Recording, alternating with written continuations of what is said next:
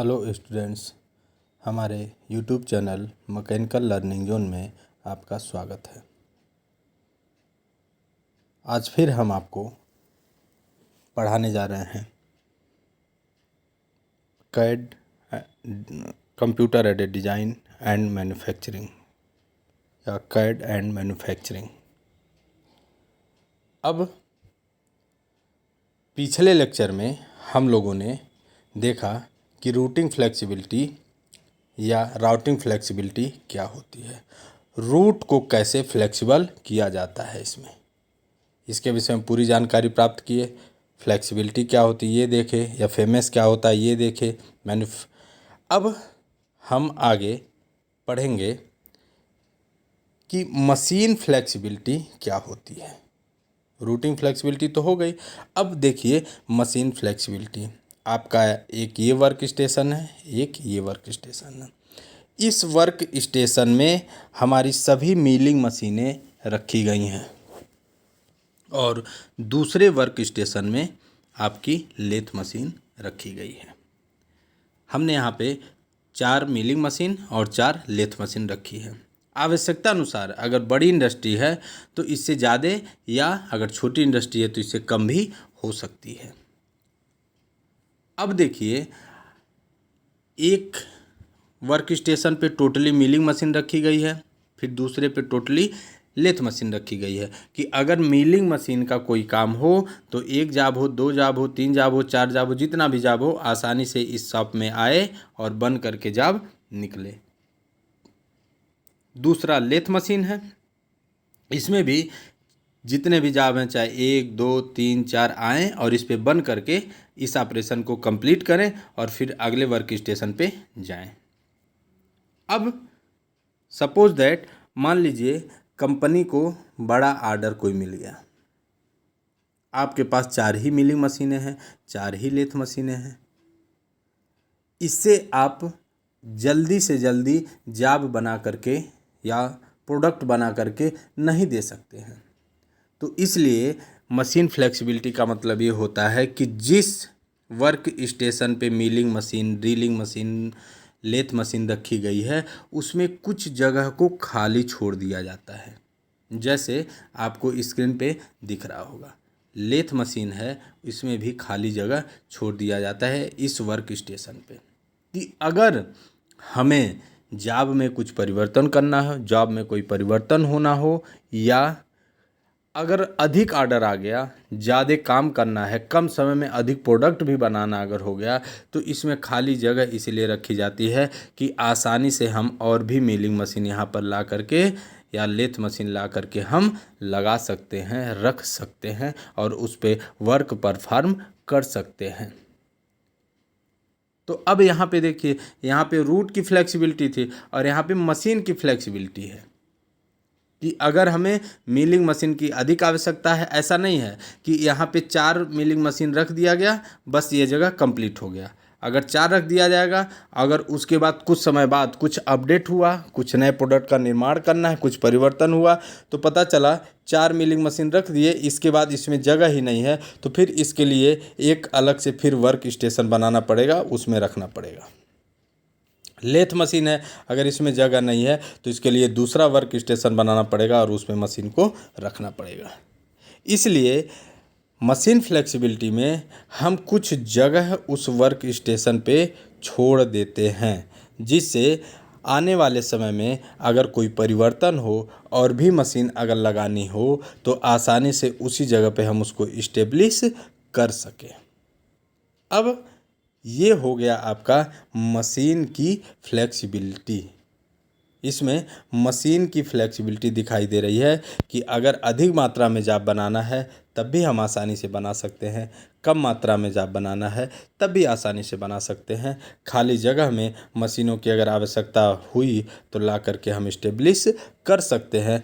अगर यही सब कुछ फिक्स रहे कि केवल इस वर्क स्टेशन पे केवल 4 ही मिलिंग मशीन या इस वर्क स्टेशन पे केवल 4 ही लेथ मशीन अगर रखी जा सकती है, तो आप जानते हैं अगर कल को कोई परिवर्तन हुआ या मिलिंग मशीन की और आवश्यकता हुई तो फिर से हमें जा करके दूसरा वर्क स्टेशन बनाना पड़ेगा।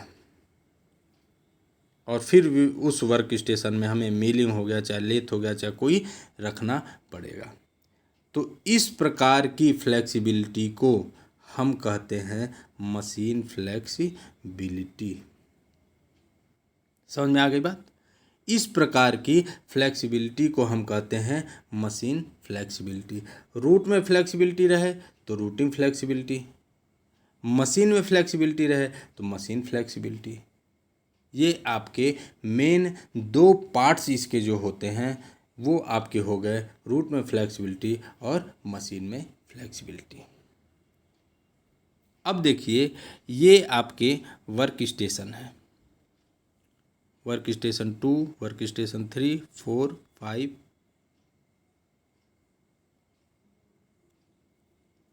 चाहे 4 हो, 5 हो, 6 हो, जैसी कंपनी है, जैसी इंडस्ट्री है, बड़ी इंडस्ट्री है तो वर्क स्टेशन बढ़ सकते हैं, या ऐसा जॉब बनना है कि जिसमें 5 से ज़्यादा वर्क स्टेशनों की ज़रूरत होती है, 6, 7, 8, उस हिसाब से वर्क स्टेशन आवश्यकता अनुसार बढ़ाए जाते हैं। अब यहाँ से रॉ मटेरियल चला, पहले वर्क स्टेशन पे पहुँचा जिसे हम नोड 1 कहते हैं। अब इस पे जो भी ऑपरेशन करने हैं, ड्रिलिंग ऑपरेशन होना हो, बोरिंग ऑपरेशन, जो भी ऑपरेशन होना हो, वो यहाँ पर कंप्लीट होता है और ऑटोमेटिक, किसी इसमें मानवीय हस्तक्षेप की आवश्यकता नहीं होती है। ऑटोमेटिक ये कन्वेयर लगा होता है, कन्वेयर के थ्रू ये आसानी से दूसरे वर्क स्टेशन पे पहुंच जाता है। यहाँ पे जो वर्क है वो होता है, फिर इसके द्वारा ये आगे चला जाता है। अब वो चाहे आपका रॉ मटेरियल से यूजफुल प्रोडक्ट में कन्वर्ट होने वाला मटेरियल हो, टूल हो, जो भी चीज़ें हों, आवश्यकता अनुसार उसी हिसाब से वो 2 पे, 3 पे, 4 पे वर्क स्टेशनों पे ऐसे मूव करते करते करते करते और लास्ट में जब यहाँ तक इसके सारे ऑपरेशन हो जाते हैं। अब जैसे देखिए यहाँ पे 1, 2, 3, 4, 1, 2, 3, 4 वर्क स्टेशन बनाए गए हैं। है तो 5, लेकिन 5 वाला अभी हम बताएंगे क्या है। 4 वर्क स्टेशन जो आपके हैं, 4 ऑपरेशन अगर किसी जॉब पे करने हो तो आसानी से ये हो जाएगा। अगर 5 ऑपरेशन करने हो, 6 ऑपरेशन करने हो या 2 ही ऑपरेशन करने हो तो इसकी संख्या, वर्क स्टेशनों की संख्या आवश्यकता अनुसार घट भी सकती है और बढ़ भी सकती है। इसमें कोई कन्फ्यूजन नहीं होना चाहिए। इसके बाद आपका लास्ट में जो वर्क स्टेशन है वो होता है मेंटेनेंस का, टेस्टिंग का। चाहे मेंटेनेंस हो या आवश्यकता अनुसार टेस्टिंग हो, उसके हिसाब से यहाँ पे जॉब को पूरी तरह चेक किया जाता है कि जो जॉब बनाए हैं उसकी क्वालिटी ठीक है, जैसा बनना चाहिए वैसा है या नहीं है, उसमें कोई खराबी है, स्ट्रेंथ चेक करना हो, क्वालिटी चेक करनी हो, जो भी प्रोडक्ट में जो चीज़ें चेक करना हो वो आसानी से यहाँ पे स्वतः ऑटोमेटिक चेक होता है।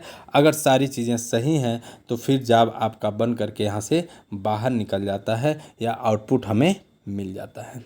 अगर यहाँ पे कोई दिक्कत रहती है, कोई समस्या रहती है, फिर आवश्यकता अनुसार इसे दूसरे वर्क स्टेशन या आगे दूसरे स्टेशनों के द्वारा इसे कंप्लीट करते हैं और कंप्लीट करने के बाद फिर इसकी टेस्टिंग या वो क्या नाम है, इंस्पेक्शन कहिए, मेंटेनेंस कहिए, वो देख करके फिर इसे हम आगे बढ़ाते हैं और आउटपुट हमें यहाँ से मिल जाता है।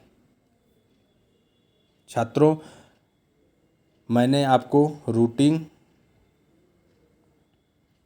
रूटिंग फ्लेक्सिबिलिटी, मशीन फ्लेक्सिबिलिटी और दोनों के हिसाब से एक तीसरा भी डायग्राम बना करके मैंने आपको समझाया। उम्मीद है आपको समझ में आ गया होगा। अगर फिर भी इसमें कोई दिक्कत, कोई समस्या होती है तो व्हाट्सएप ग्रुप में आप मैसेज करके क्वेश्चन पूछिएगा।